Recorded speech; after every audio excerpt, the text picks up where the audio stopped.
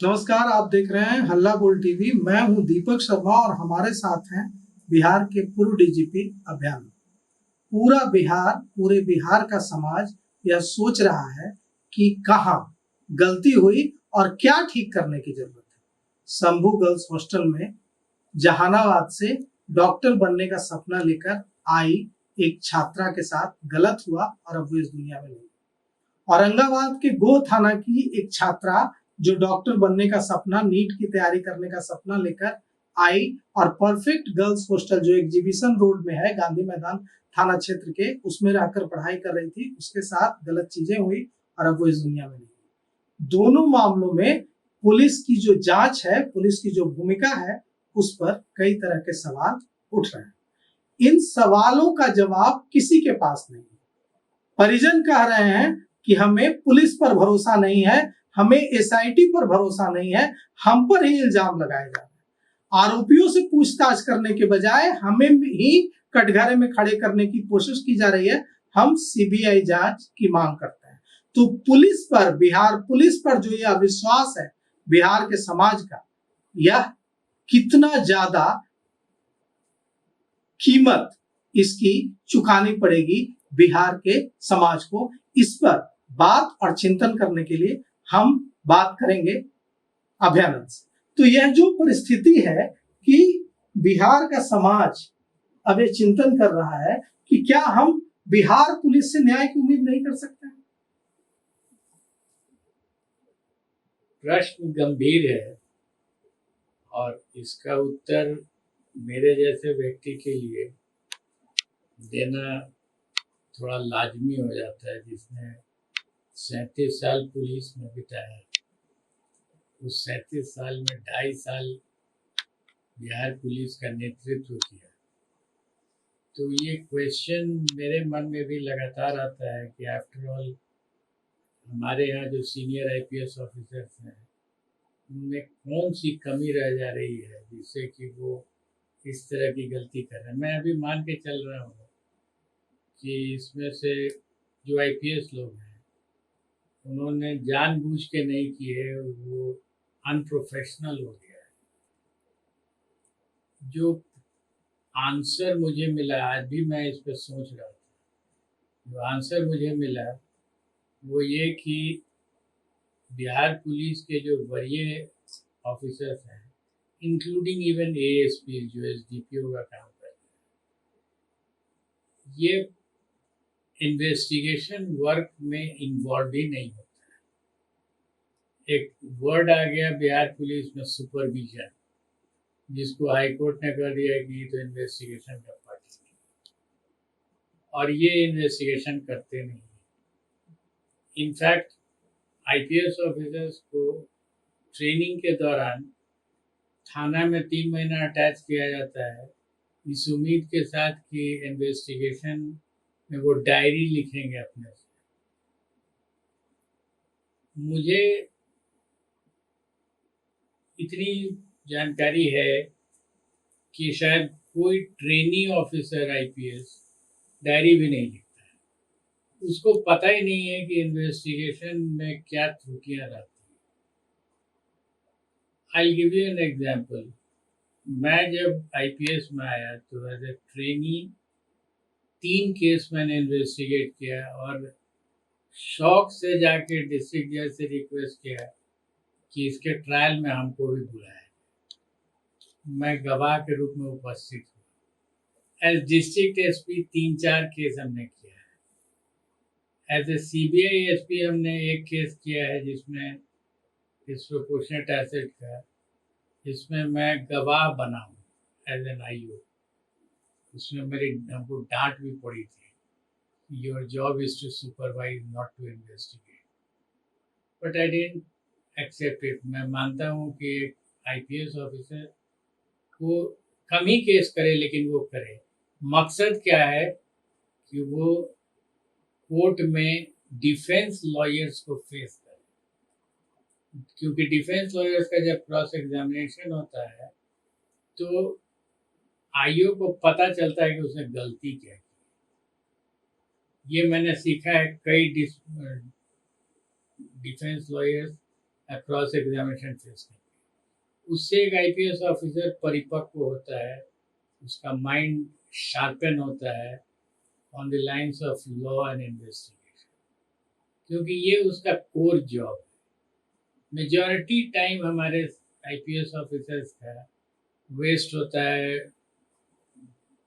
चश्मा लगा लिए, गाड़ी पर चले, सैल्यूट पड़ा, टाइम बहुत ज़्यादा वेस्ट हो रहा है आउट अदर देन इन्वेस्टिगेशन पर, जिसको आप जो भी वर्ड कह लीजिए। इसमें चेंजेस लाना जरूरी है, नहीं तो ये सीख नहीं पाएंगे कि इन्वेस्टिगेशन में क्या गलती है।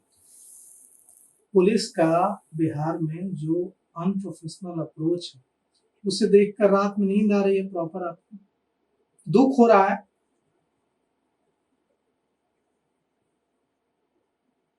एक ही डर लगता है कि अगर अब तो रिटायर कर गए इसलिए कोई इन्वॉल्वमेंट तो है नहीं, लेकिन अगर पुलिस की जरूरत पड़ गई किसी क्राइसिस में, तो हमको अगर जानकारी हो गई कि यह है ही है कि बहुत अनप्रोफेशनल हाथ में चले जाएंगे, जिसमें कि रिजल्ट नहीं मिलेगा और कुछ अटपटा हो जाएगा।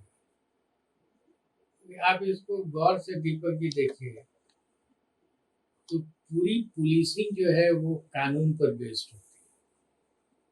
ये विभाग ही कानून पर बेस्ड है। जो बिहार सरकार का कोई विभाग नहीं है जो इसकी उत्पत्ति कानून से।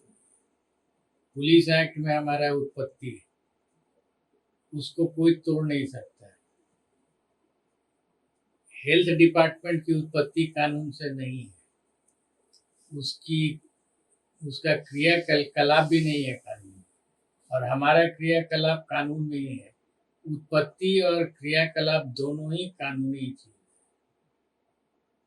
जिससे हम दूर दूर तक उससे जुड़ाव किए हुए हैं। कोई एक मॉडल बना रहा है, कोई दूसरा मॉडल बना रहा है। जो मॉडल सबका जिक्र नहीं है कानून में जो जिक्र है मॉडल वही ना अस्त्र है पुलिस का।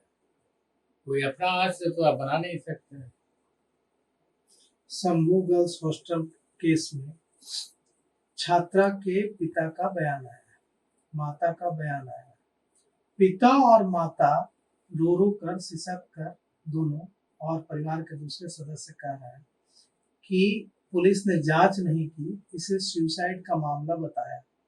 हम लोग सड़क पर उतरे, हम लोगों ने आंदोलन किया, हम लोगों ने लाठियां खाई, और अब जब एसआईटी बनी है, जब जांच शुरू हुई है, तो हमें ही कटघरा में खड़े करने की कोशिश की जा रही है। एसआईटी की कोई दिलचस्पी इसमें नहीं है कि नीलम अग्रवाल जो एक्यूज हो सकती हैं वो कहाँ हैं, जो हॉस्टल की वार्डन हैं, जो गार्ड हैं, जो लोग सक्रिय थे, जो कहा जा रहा है कि कई गाड़ियां लगती थी वहां, वो लोग कहाँ हैं, कई लोग आते थे, वो लोग कौन है। पुलिस की रुचि इसमें है, एसआईटी की रुचि इसमें है कि परिवार से 12-12 घंटे हमें हमसे पूछताछ की जा रही है, हमसे पूछा जा रहा है, ऐसे सवाल पूछे जा रहे हैं जो हमें तोड़ देगा। हम सीबीआई जांच की मांग करते हैं। क्या आपको भी लगता है कि अगर इस मामले को सीबीआई को सौंप दिया जाए तो बेहतर होगा? सीबीआई को कई केसेस पहले भी रेफर हुए हैं, और मैं भी सीबीआई में काम किया हूँ। 4 साल रांची में एसपी था। तो एक बहुत मौलिक प्रश्न मेरे मन में आता है, ऐसी कौन सी शक्ति है कानून में जो सीबीआई के पास ही है और लोकल थानेदार के पास नहीं है? तो ट्रस्ट डिफिसिट है ना यहाँ। तो सीबीआई भी वही काम करेगी, उसी कानून में करेगी जिस कानून में लोकल थानेदार करेंगे, या पटना के आईजी करेंगे, एसआईटी के चीफ करेंगे। जो भी इन्वेस्टिगेट करेगा उसी कानून में करेगा। कोई स्पेशल शक्ति सीबीआई को नहीं होती है। तो फिर ट्रस्ट की बात है। ट्रस्ट के लिए बहुत रास्ते हैं। आप सीबीआई से करा लीजिए, आप अपने ही यहाँ जब ये एसआईटी बना था तो इसमें दूसरे जोन दूसरे रेंज के लोगों को भी रख करके लगा दे सकते थे, लोकल ऑफिसर नहीं रहता। ट्रस्ट भी इसलिए गड़बड़ हो जा रहा है क्योंकि उसको उसमें प्रोफेशनलिज्म नहीं है। And I am talking about IPS officers, क्योंकि वो लोग ट्रायल नहीं अटेंड करते हैं। पुराने जमाने में, and I have seen that time, जब एसपी लोग जाके कोर्ट में बैठते थे, ट्रायल को वॉच करते थे, क्वेश्चंस को देखते थे, क्या क्वेश्चन डिफेंस लॉयर पूछ रहा है। बिकॉज डिफेंस लॉयर को अगर आप आंसर कर पा रहे हैं या नहीं कर पा रहे हैं तो आप एक्सपोज हैं, और सडनली आपको लगेगा कि हाँ ये तो पॉइंट छूट गया। So that is why I have suggested कि एक नया तरीका डेवलप किया जाए कि जितने यंग लड़के हैं ये लोग ट्रायल इन्वेस्टिगेट करें, केसेस डायरी लिखें और ट्रायल अटेंड। ये हवाबाजी बहुत हो गई। कार मिल गया और सरकार ने तो कार का भरमार कर दिया है। जितने साहब लोग हैं सबके पास 4-4 गाड़ी। कहा गया जब एसआईटी बनी तो कहा गया कि जो वहां की थानेदार है चित्रगुप्त नगर थाने की रोशनी कुमारी, और जो जिन पुलिस कर्मियों पर, जिन पुलिस अफसरों पर पीड़ित परिवार ने, विक्टिम के फैमिली ने आरोप लगाया कि वो पार्शियलिटी कर रहे हैं, उनको एसआईटी से अलग रखा जाए। एसआईटी बनी, एसआईटी ने काम करना शुरू कर दिया और शुरुआत में उन्हें अलग भी रखा गया। अब ये दिख रहा है, मीडिया के कैमरों में कैद हो रहा है कि जो जिन पर आरोप लगा, जिनके सस्पेंशन की और जिनको एक्यूज बनाने की मांग हो रही थी, जिन पुलिस अफसरों जिनमें एसएचओ शामिल है, वो अब एसआईटी के साथ घूम रही हैं और जांच कर रही हैं। तो ऐसे में तो और विश्वास डिगेगा ना, और ट्रस्ट डिफिसिट बढ़ेगा। सही बात है, जो आप बोल रहे हैं वो बहुत कॉमन सेंस है। जिन लोगों ने इसको ऑपरेट किया है उनको समझना पड़ेगा। इसीलिए मैंने कहा कि एसआईटी में जो सदस्य हैं वो दूसरे डिस्ट्रिक्ट, दूसरे स्टेट से भी, स्टेट नहीं, दूसरे जोन से, जिलों से लाए जाते तो शायद इतना प्रॉब्लम नहीं। पूरे मामले में ऐसी कौन कौन सी अनप्रोफेशनल अप्रोच है, कौन कौन सी गलतियां हुई हैं जिसकी वजह से इन्वेस्टिगेशन यहाँ स्टक, हाथ खाली हैं, कुछ भी कहते नहीं बन रहा है? कहाँ गलतियां हुई जो दिख रही है, साफ दूर से दिख रही है? स्टार्ट ही में सूचना थाने को मिल गई थी कि हॉस्टल में कोई लड़की इस तरह से पड़ी हुई, कुछ हो या नहीं हो, एक घटना ऐसी है जिसमें पुलिस को जाना होगा देखने के लिए, तो सनहा करके और पुलिस को जाना चाहिए था देखने के लिए। कई दिनों तक पीओ का इंस्पेक्शन नहीं हुआ है भाई एनी वन ऑफ, तो स्टार्ट तो यही से हो गया। एक बहुत सीधी बात है जो हमारे सीनियर्स हम लोगों को बताते थे कि घटना स्थल का निरीक्षण बहुत धैर्य से करना चाहिए। You should never be in a hurry to inspect the police station. While inspecting, to inspect नहीं, while inspecting, आप inspection of the place of occurrence बहुत धैर्य से करना चाहिए, क्योंकि कौन एविडेंस कहाँ से मिल जाएगा कोई नहीं जानता। हड़बड़ करके अगर आप गए और ऐसे घूम के चले आए, ये सुपरविजन नहीं या इन्वेस्टिगेशन नहीं। तो पहले तो फर्स्ट 3 डेज या 2 डेज, कुछ 3 डेज तो कुछ नहीं हुआ। 3 दिन के बाद ड्राइवर पहुंचा एसएचओ का, और वो डीवीआर मांग कर लेकर आता है और डीवीआर वहां देता है। तो एसएचओ का रोल ये थोड़ा ही है कि डीवीआर लेकर के आ गया। एसएचओ डीवीआर लेने गया भी नहीं, ड्राइवर गया उनका प्राइवेट। अगर ड्राइवर भी गया तो आप डीवीआर लेके क्या किए? घटना स्थल का इंस्पेक्शन आपको अपने आंख से करना है।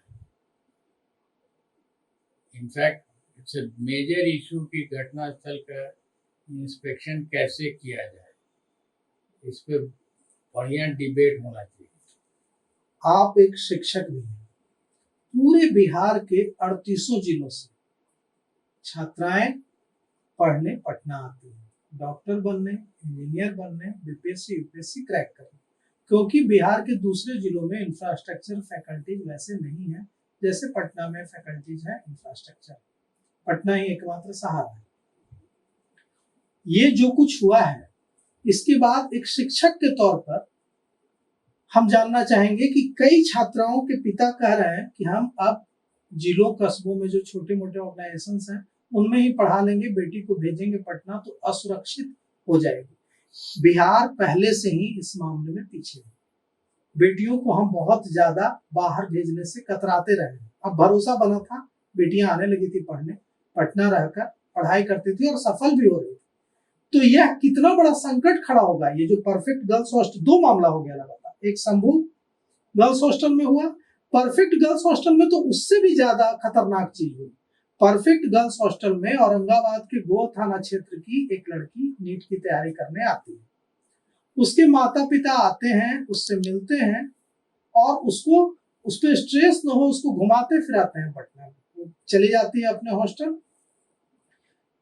9 बजे उसकी बात होती है अपने पिता से। 1 बजे हॉस्टल से कॉल आता है, एग्जीबिशन रोड में हॉस्टल है, गांधीनगर थाना क्षेत्र में, गांधी मैदान थाना क्षेत्र में। गांधी मैदान थाना क्षेत्र के एग्जीबिशन रोड में स्थित जो हॉस्टल है परफेक्ट गर्ल्स हॉस्टल, उससे कॉल आता है पिता को कि आपकी बेटी ने सुसाइड कर लिया। पिता वहां पहुंचते हैं, उन्हें विश्वास नहीं होता है। तब पता चलता है कि सीसीटीवी में दिख रहा है कि 2 मुस्लिम लड़के, उसके जो एक पूर्णिया का रहने वाला है, एक पश्चिम बंगाल का रहने वाला है, उसके कमरे में उसकी लाश पंखे से उतारते हुए दिख रहा है। पिता का सवाल है कि मैं जब अपनी बेटी से मिलने जाता था तो मुझे गेट पर रोक दिया जाता था कि आपकी बेटी यहाँ पढ़ती रहती है, लेकिन गर्ल्स हॉस्टल है, आप अंदर नहीं जा सकते। ये दोनों लड़के कैसे पहुंच गए? और इस मामले में उस लड़के की गिरफ्तारी हुई जो कमरे में था, लेकिन हॉस्टल मैनेजमेंट से जुड़े हुए, हॉस्टल के प्रबंधन से जुड़े हुए किसी व्यक्ति की कोई गिरफ्तारी नहीं। उसकी भूमिका नहीं है कि जो वहां लड़की रह रही है उसकी सुरक्षा सुनिश्चित करना, इंश्योर करना। आपने डिटेल में बात बताई। ये इंसिडेंट हुआ, इसका जो प्रॉब्लम है माइंड पर, इसका असर तो पड़ता ही है। जो भी पेरेंट्स होंगे उनको घबराहट हो जाती है। अब रही बात कि इसका क्या रास्ता है। रास्ता सब चीज़ का एसओपी बनाना, एक कोचिंग इंस्टीट्यूट के लिए भी बना था, एक्ट ही बना था और एसओपी भी बनाए गए। कहाँ इम्प्लीमेंट हो?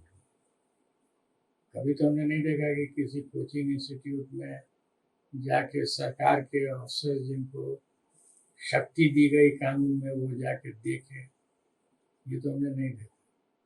तो वही होगा यहाँ पर भी कि गर्ल्स हॉस्टल का एक एक्ट बन जाएगा। सुन रहे हैं कि इस बार शायद सेशन में आने वाला है बिल, तो एक्ट बना दीजिए। क्या बिल आने वाला है? इसके बारे में, इसके मैनेजमेंट रख रखाव के बारे में कि क्या क्या एसओपी होना चाहिए, क्या एसओपी नहीं, एक्ट होगा तो कानून बनेगा जी। तो उसमें रूल्स फ्रेम किया जाता है, तो रूल्स जो बनेगा वही एसओपी बन जाएगा। तो वो भी किताब मोस्ट लाइकली रूल्स बनेगा ही नहीं। कोचिंग वाला जो एक्सपीरियंस है कोचिंग एक्ट का, वो देख के मैं बोल रहा हूँ कि कोचिंग एक्ट बना, उसका रूल्स शायद नहीं बना है जहाँ तक हमको जानकारी। उसके बाद इसका भी जब बनेगा तो फिर वही हो जाएगा। एक इतने ज़्यादा कोचिंग गर्ल्स हॉस्टल हैं, सबको इम्प्लीमेंट कराने के लिए अगर एसओपी आप बना भी लीजिएगा तो इम्प्लीमेंट कराने के लिए इतने ऑफिसर्स की ज़रूरत होगी। रजिस्टर कराने में ही सरकार परेशान होती है, उनकी संख्या बहुत अधिक है। It's not a very practical idea. Practical idea कुछ और होना चाहिए। ये है run of the mill idea कि एक्ट बना दो और उसके बाद रूल्स तो फ्रेम ही नहीं। इस जांच में हमको एक चीज हमने एग्जामिन किया था अनऑफिशियली, वो जो एक्ट बना था कोचिंग वाला, वो सरकारी फाइल को आई हैड एक्सेस, उस समय हम नौकरी में थे, तो हमने देखा था कि जो ड्राफ्ट आया था सेक्शन से, वही ड्राफ्ट पास हो गया। उसमें अंग्रेजी में भी एरर था, तो अंग्रेजी वाला एरर भी असेंबली से पास हो गया। इसका मतलब एप्लीकेशन ऑफ माइंड नहीं हो रहा है। दे दिया गया कि एक बना दो, कोई किताब से उतार लिए, कट एंड पेस्ट किए कहीं कहीं से कुछ और डन, और वही पास भी हो। इतना ही सीरियसनेस होता है एक्ट वैक्ट होना। आखिरी सवाल है कि इस जांच से जुड़े जो पुलिस ऑफिसर्स हैं उनसे आप क्या कहना चाहेंगे? Prove your professionalism.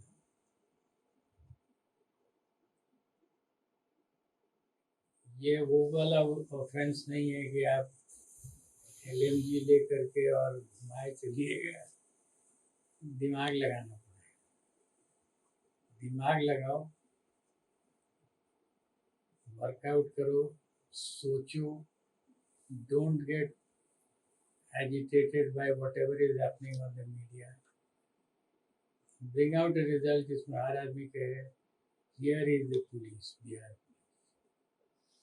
तो बिहार के पूर्व DGP अभयानंद ने कहा है कि दिमाग लगाइए, प्रोफेशनलिज्म दिखाइए और पुलिस की शाख जो है बचाइए, ट्रस्टवर्दी बनिए, ताकि जो लोग हार कर निराश होकर यह मांग कर रहे हैं इस उम्मीद से कि CBI से न्याय मिलेगा, वो ये कहें कि नहीं, बिहार पुलिस प्रोफेशनल तरीके से जांच करती है और हमें बिहार पुलिस पर भरोसा है, हमें बिहार पुलिस पर गर्व है।